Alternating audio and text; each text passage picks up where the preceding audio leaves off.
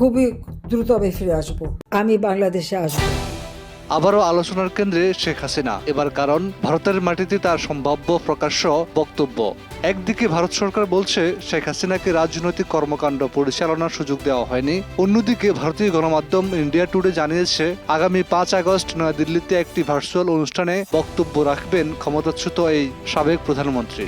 এখানে উঠছে বড় প্রশ্ন, তাহলে কি ভারতের অবস্থানে পরিবর্তন এসেছে, নাকি পর্দার আড়ালে চলছে অন্য কোনো কৌশল? নগদ নিয়ে এলো হার না মানা হার অফার। সর্বনিম্ন 10,000 টাকা রেমিটেন্স নগদে পাঠালে থাকছে স্বর্ণের হার জেতার সুযোগ। 5 আগস্ট ছাত্র জনতার গণ অভ্যুত্থানের মুখে শেখ হাসিনা ভারতে আশ্রয় নেন। এরপর প্রায় 2 বছর ধরে তিনি সেখানেই অবস্থান করছেন।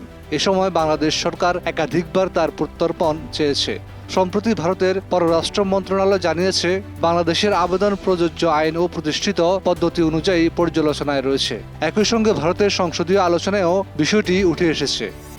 এখানে আসে নতুন মোড়। ভারত সরকারের পক্ষ থেকে বলা হয়েছে শেখ হাসিনা ভারতের ভূখণ্ড ব্যবহার করে রাজনৈতিক কর্মকাণ্ড চালাতে পারবেন না, কিন্তু একই সময় ইন্ডিয়া টুডের প্রতিবেদনে দাবি করা হয়েছে 5 August foreign correspondence club of south এশিয়ার আয়োজনে তিনি ভার্চুয়ালি বক্তব্য দেবেন। সেখানে বাংলাদেশের ভবিষ্যৎ রাজনীতি, নিজের পরিকল্পনা এবং দেশে ফেরার বিষয়ে কথা বলবেন বলে জানানো হয়েছে। প্রশ্ন হলো, যদি ভারত সরকার সত্যি রাজনৈতিক কর্মকাণ্ডে নিষেধাজ্ঞা দিয়ে থাকে, তাহলে এই অনুষ্ঠানের ব্যাখ্যা কি? এটি কি শুধুই একটি সংবাদ ভিত্তিক আলোচনা, নাকি রাজনৈতিক বার্তা দেওয়ার একটি নতুন প্ল্যাটফর্ম? বিশ্লেষকদের মতে ভারতের অবস্থান এখনও দ্বৈত সংকটের মধ্যে রয়েছে।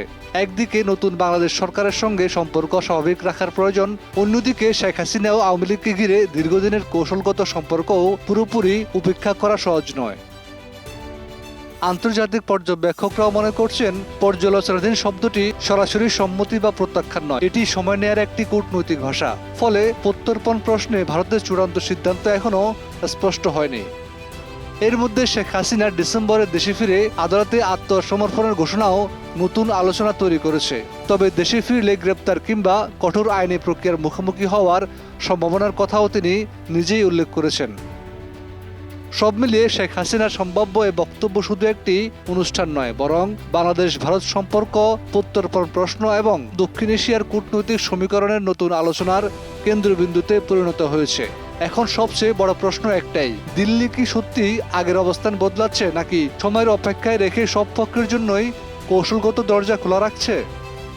Desk report, 21 television.